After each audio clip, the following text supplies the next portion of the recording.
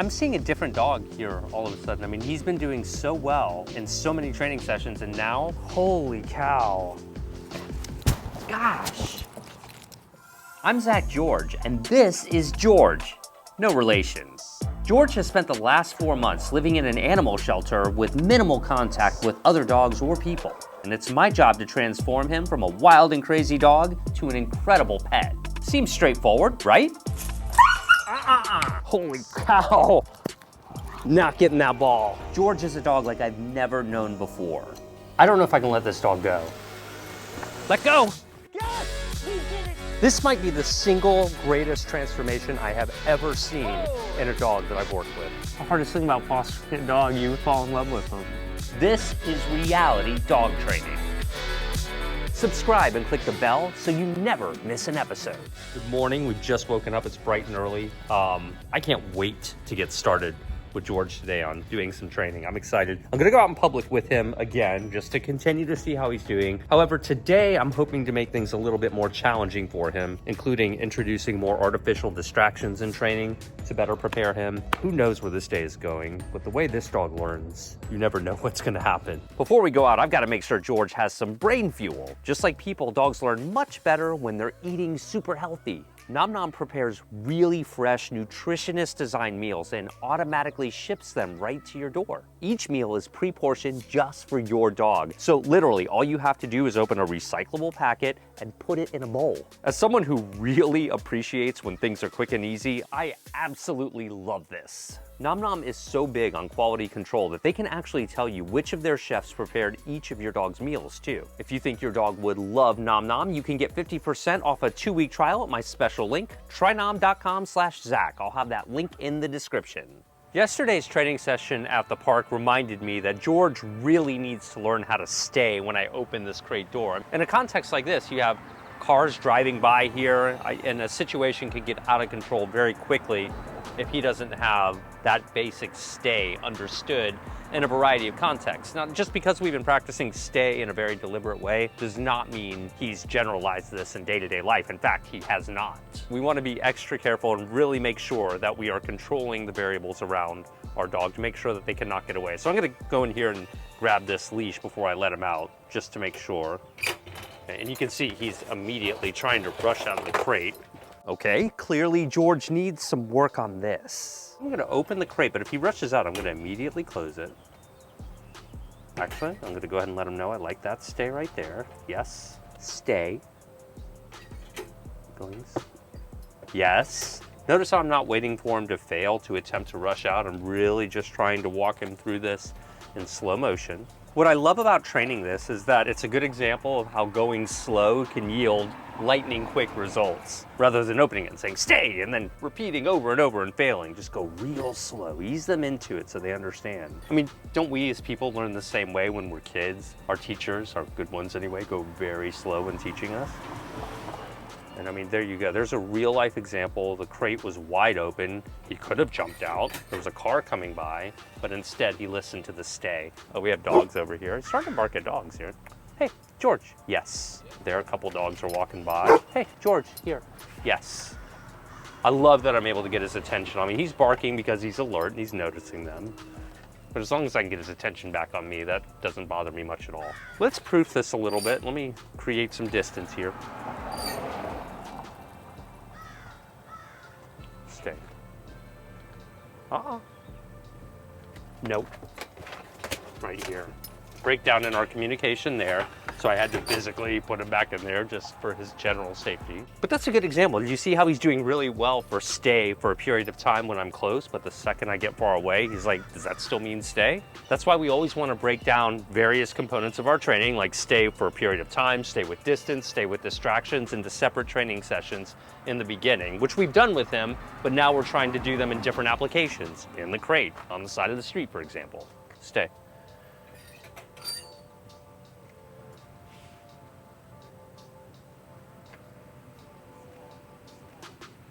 Okay, yes.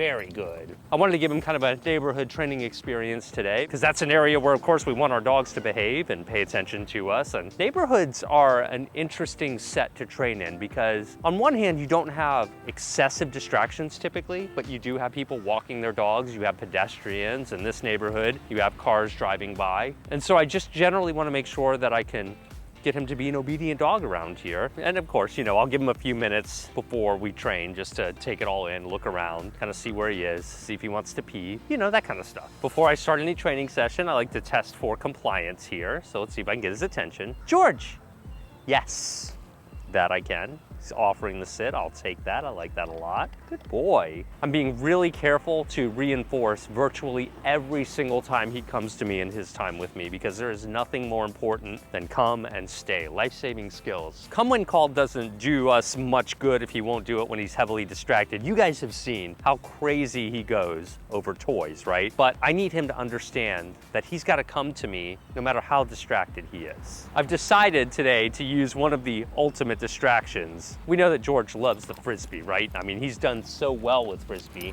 I'm even gonna get him warmed up by letting him play a little Frisbee in place here, let him see that it's fun. But let's say in a hypothetical, I threw a bad Frisbee throw, as happens more often than I'd like to admit. It goes into the street.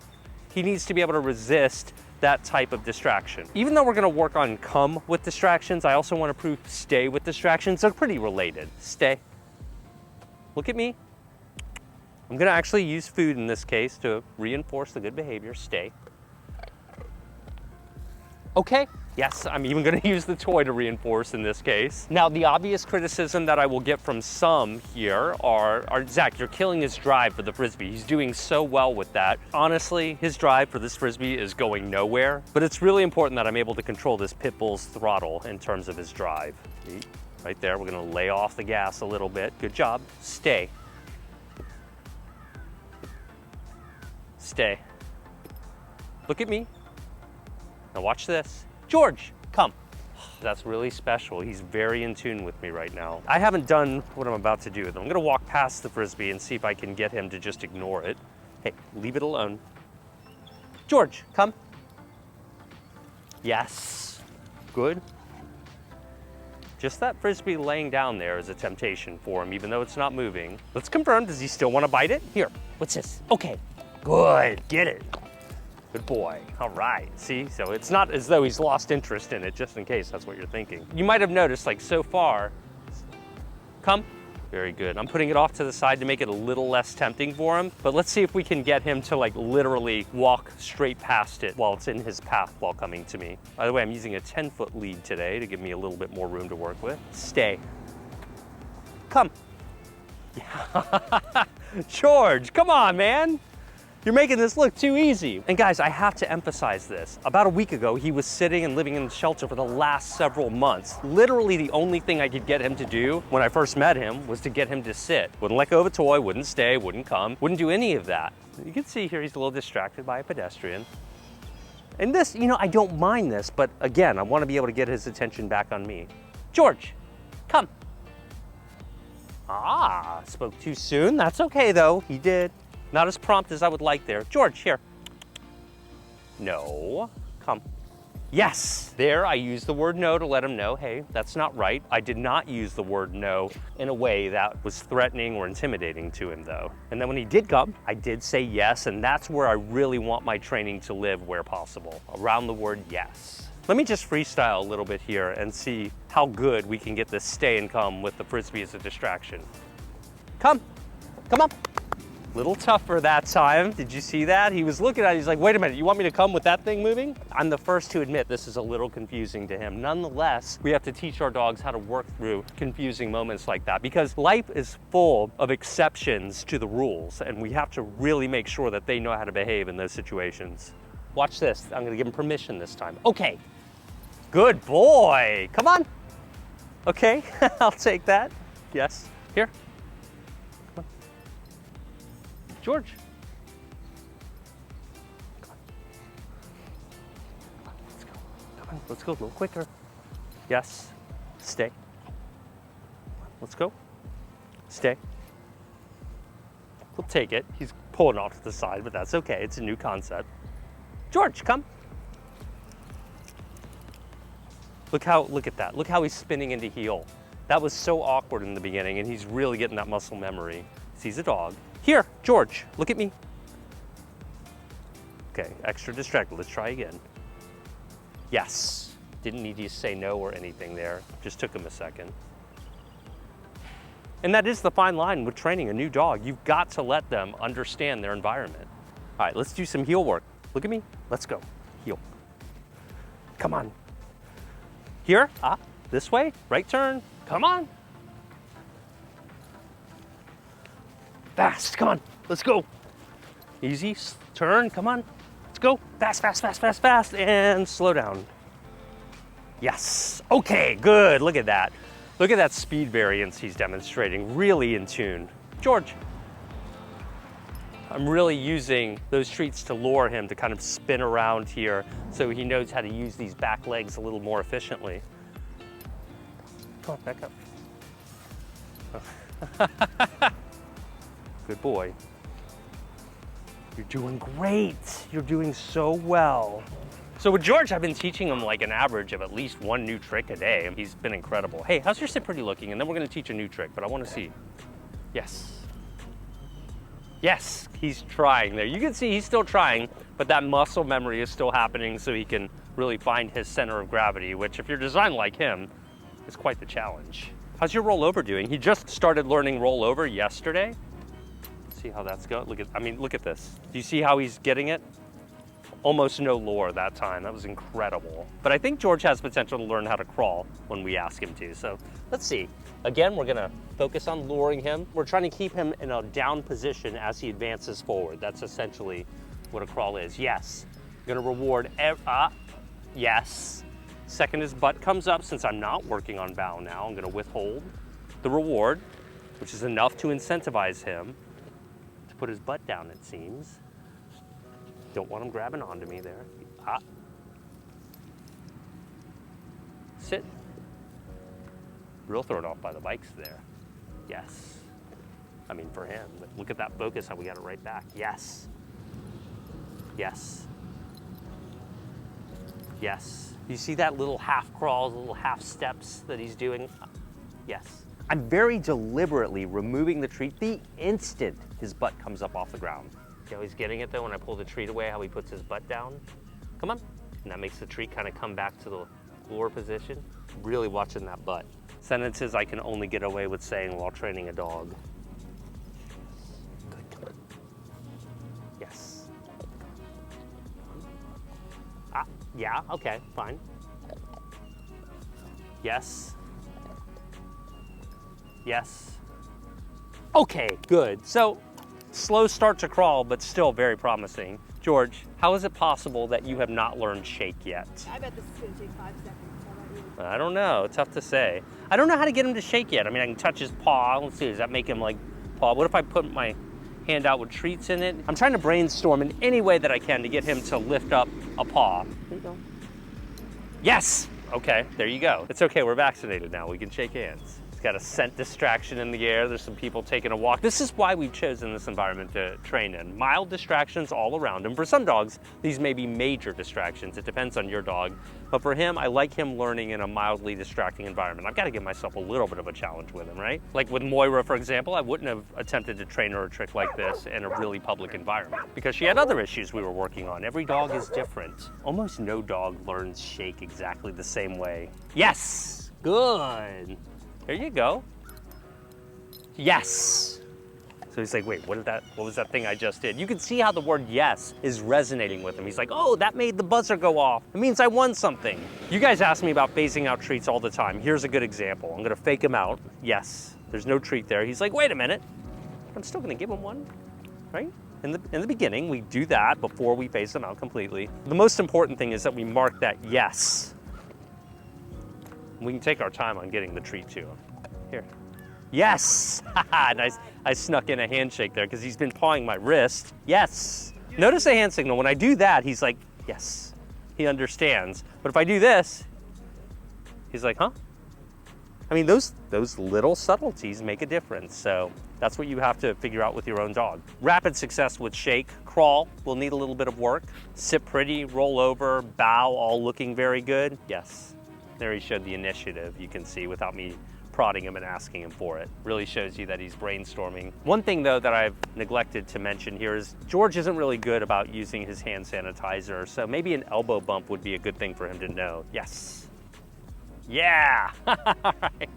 Ah, I love you, sir. You're great. Be sure to inject that training with lots of authentic, genuine appreciation and love with your dog. They love it. Look at that body language. Look how happy he appears to be. Still want to work on that sit pretty because my wife has mandated that he learn a good sit pretty for a photo. So that means he's got to hold it for a sec. Yes, stay, stay. Good boy. Here. Yes, good.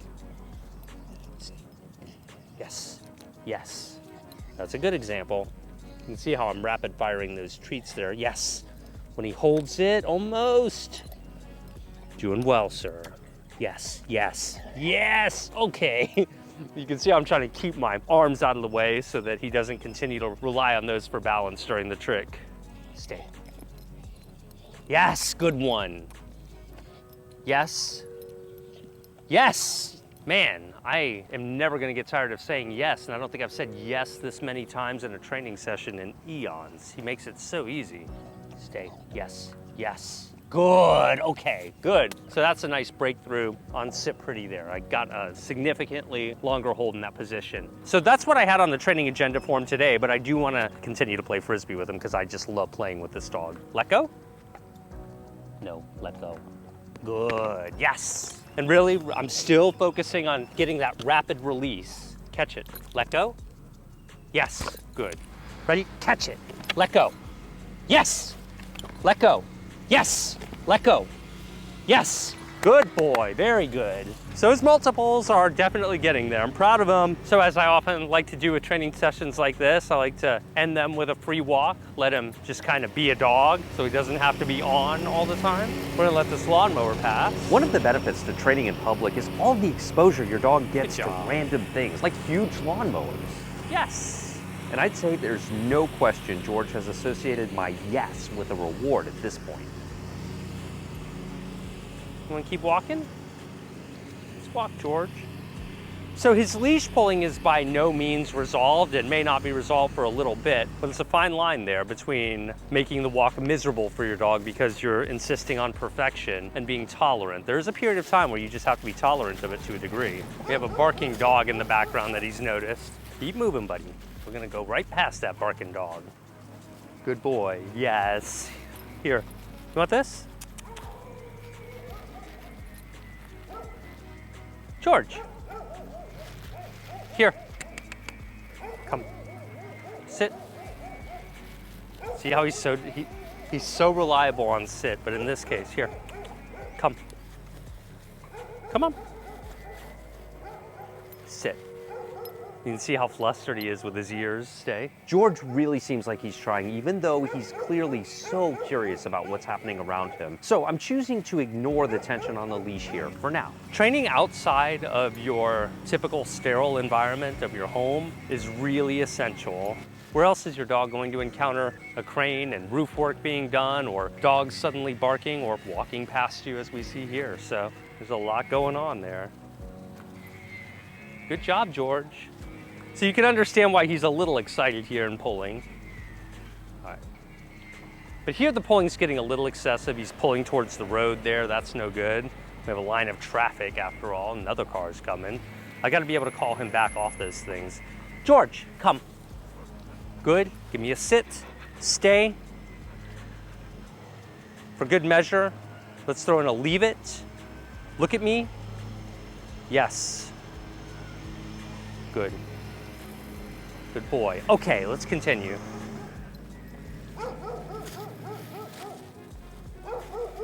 Good job. I know, that's so hard, isn't it? You're doing very good around that barking dog now. So on our second pass, much better there with the same barking dog. By giving him several minutes there, he's recovering quite well from the leash pulling. Good job. And so the more of these free walks you do, the more he realizes slower walking works for him a little bit better. I don't think you know how to jump in yet, do you? He sees a Frisbee. Oh boy. Here we go. All right, stay. So let's practice his stay as I take off his leash. And so far he hasn't chewed it, so that's good. Stay. Off leash. There we go. Well done, sir. Very good.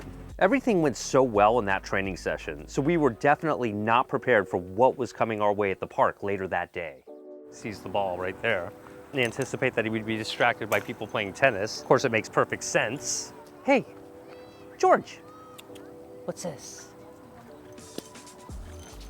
Here, what's this? Come on, buddy. Let's play with this. Since George was so intrigued by those tennis balls, I can obviously see that's something he needs some desensitizing to. So I've just kind of parked over here. You can see like tennis balls bouncing here and there on the court. We basically found ourselves in ball central right now. There's baseballs and tennis balls everywhere. And George is intrigued by anything round, it seems. And I'm seeing a different dog here all of a sudden. I mean, he's been doing so well in so many training sessions, and now, I mean, he's way too intrigued by these balls. This is a pretty intense screensaver training for a dog like George. Screensaver training is basically where we park in one place and let the world happen around us and let our dog just make their own evaluations. Stay. Seems to be registering stay reasonably well. Spoke too soon. Come here. Good boy, good boy. Desensitizing your dog to things that they find extremely exciting and intriguing is an important part of training a dog. You have to block out time to do things like this. I wonder if he'll play Frisbee, because a minute ago he was like, I'm too excited to play Frisbee in this environment. So let's go test and see how he does. Seeing if your dog is interested in something they typically love at home, like a favorite toy or treat, is a great way to test how distracted they're feeling by their surroundings. If they don't love their treat or toy as much as they normally do, they probably need some more time to adjust and take in their environment. I'm really hoping to build his drive around distractions like this so that I can say, hey, I'm more exciting if I can break out a toy or something in the medium term. Eventually, you hope to not have to use a toy or a treat to get your dog focused on something else, but it can be a bridge. George is moderately interested in his Frisbees, which is a great data point, but I want to move around the park and give him some more exposure to new things if I can. As far as unique experiences go in my dog training career, today definitely is one for the books. Just walking past it and he just immediately recognized there was a ball there. Look at that. Are you kidding me? He really likes balls. Hey, holy cow. You might have found his $100 bill. Yep, let's go. I mean, that's an example. That's insane. Come on, no sir, no, come on, let's go. Come on, leave it alone, let's go. As I was walking and the kids were doing their batting practice, they were starting to gather their loose baseballs. And I saw this one young man pick up the ball. He looked right at George and he went like, you like the ball? I mean, it was innocent enough, don't get me wrong. He didn't know any better, but that's when George just lost it. Gosh. The shot gets a little messy here because my camera person was afraid that George could actually get away from me here, and that never happens. This was a very serious outburst. I never thought I'd find myself in a sumo wrestling match in public with a pit bull type dog over a baseball. I have to tell you, as this was happening, the one thing I'm thinking is if someone whips out their phone and they record this, that this could look really ridiculous. And then I look up and I realize my wife is filming this and this will definitely end up on the internet. I don't think this is unique to baseballs. I think George is just incredibly intrigued by anything that's a ball. But knowing that a training session can be derailed that easily just by the sight of a ball is a pretty big issue at this point. So I grabbed one of the baseballs, not really thinking, and then I realized I probably just stole this ball from those innocent kids. But hopefully it will be worth it. I'm determined to do better with George. I'm going back to the scene of the crime tomorrow morning and picking up right where we left off. Wish me luck. Go to trynom.com/Zach to get 50% off a 2-week trial of Nom Nom. Subscribe to this channel, and if you're working on teaching your dog, you'll definitely want to get both of my books too. We'll see you guys in the next episode, unless you follow us on Instagram, TikTok, and Facebook. Then we'll see you over there in the meantime. I'll have all of the links in the description. See you in episode 8.